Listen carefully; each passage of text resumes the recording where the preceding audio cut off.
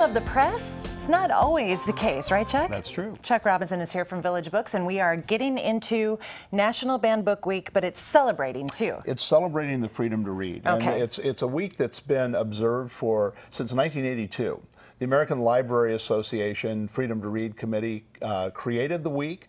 It's sponsored by the American Booksellers Association, the National Association of College Stores, American Booksellers Foundation for Free Expression, authors and journalists, and it's endorsed by the Center for the Book at the Library of Congress. So it's a big event every year. Right, and you at Village Books, we're going to have an event on the 26th, Yeah, Sunday right. the 26th. We are. It's going to be a conversation about censorship and about banned books, and we have this local celebrity that's going to host that conversation. Well, wait, it's you.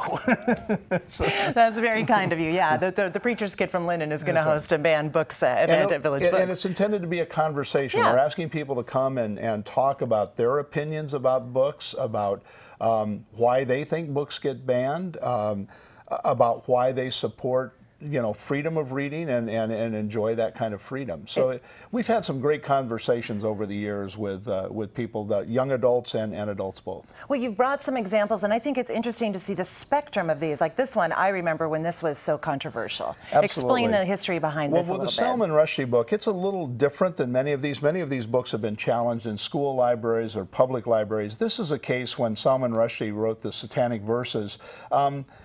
The Ayatollah Khomeini in Iran decided that it was a violation of their religion and that he was making fun of Muhammad and of Allah, and he called for a fatwa, which is a death sentence to Salman Rushdie, and actually put out a multi-million-dollar bounty on his head to kill him. And so Rushdie had to go into hiding at that point. And of course, there was a ripple effect because of some bookstores afraid to carry the book at that point. Right. And it was a big deal. A couple of bookstores in Berkeley were bombed during that time, and it was a very very big issue. And again, it was about someone not wanting someone else to read a particular something. thing. Yeah, and this one, on the other hand, the 50th anniversary of this classic. To Kill a Mockingbird by Harper Lee. It's just really a classic. I mean, virtually everyone reads this going through school, sees the movie, which was also terrific.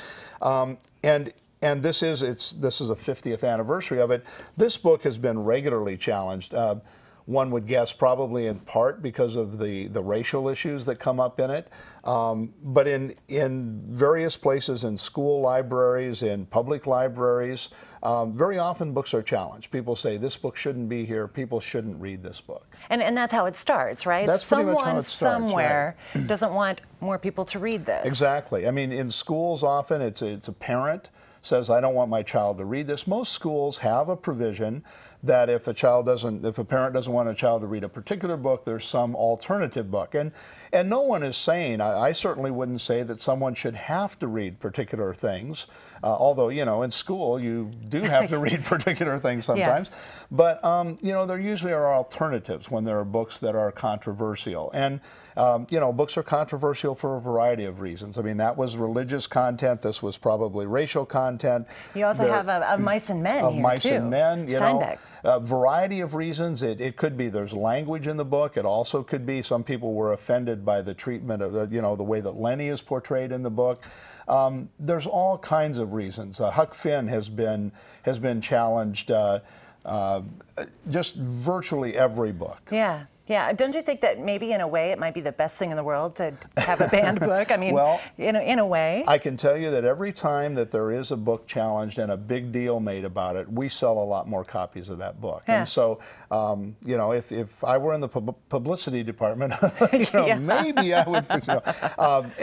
Every year we do a big display in the store. It's one of the most interesting. It gets about the most interest of any display we do because people look it over and they look at the books, and invariably someone will say, well, I can understand why that book is there, but I don't understand why this book is there.